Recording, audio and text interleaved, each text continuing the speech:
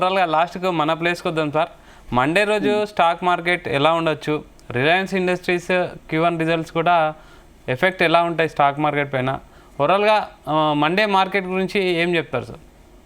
Market అయితే ఒక మంచి సపోర్ట్ జోన్కి అయితే వచ్చిందండి. 24,950 మన గత వారం చేసుకున్నటువంటి మార్కెట్ రివ్యూలోనే మనం మాట్లాడుకున్నాము. మార్కెట్ అయితే ఒక అప్ ట్రెండ్ అయితే బ్రేక్ చేసింది, కానీ డౌన్ సైడ్ కొంతవరకు అయితే సపోర్ట్స్ ఉన్నాయి. 24,950 నుంచి 24,800 వరకు కూడా మంచి సపోర్ట్ ఏరియాస్ అయితే ఉన్నాయి.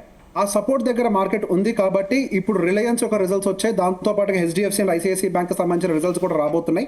ఈ రెండు యొక్క బ్యాంక్స్ రిజల్ట్స్ కనుక కొద్దిగా స్టేబుల్గా ఉన్నాయి అని అంటే మాత్రం సపోర్ట్ని హోల్డ్ చేస్తుంది. ఆ రిజల్ట్స్ కనుక ఏమైనా వీక్ అయ్యాయంటే మాత్రం ఆ సపోర్ట్ని కూడా బ్రేక్ చేసే అవకాశం ఉంది.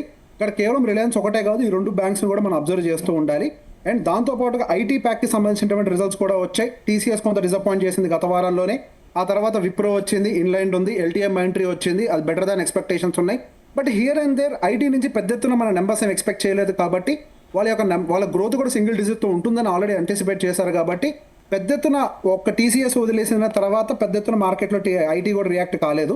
కానీ రిలయన్స్ రిజల్ట్స్ కొంచెం బెటర్గా ఉండటము, కానీ దాంతో పాటుగా ఇంకొక రెండు హెవీ వెయిట్స్ ఉన్నాయి ప్యారలల్గా. HDFC bank and ICICI banks are also the heavy weights of the index.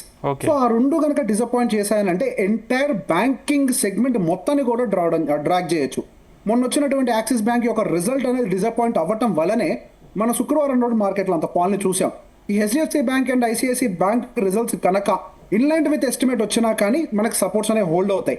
అవి కనుక బంపర్ మెజారిటీతో కనుక వాళ్ళ యొక్క రిజల్ట్స్ని పోస్ట్ చేశారు అని అంటే అప్పుడు అప్సైడ్ మూవ్ ఉంటుంది. ఇన్లైన్ విత్ ఎస్టిమేట్స్ ఉన్నాయంటే మాత్రం మార్కెట్లో పెద్ద ఎత్తున అప్సైడ్ మూవ్ ఏమి ఉండదు, consolidation will continue. But upside movement is having very low probability. రేపు మహా అయితే రిలయన్స్కి సంబంధించిన ఒక పాజిటివ్ న్యూస్ వల్ల కొద్దిగా పైకి వెళ్తుందేమో, కానీ అది ఒక టెంపరీ న్యూస్గా ఉంటుంది. ఓవరాల్ వీక్ని మాత్రం ఎంటైర్ వీక్ని పాజిటివ్గా అనుకోకూడదు. HDFC ICICIని ట్రాక్ చేద్దాం, అది వచ్చిన తర్వాత వీ కెన్ రీఅనలైజ్ ద సిచ్యువేషన్.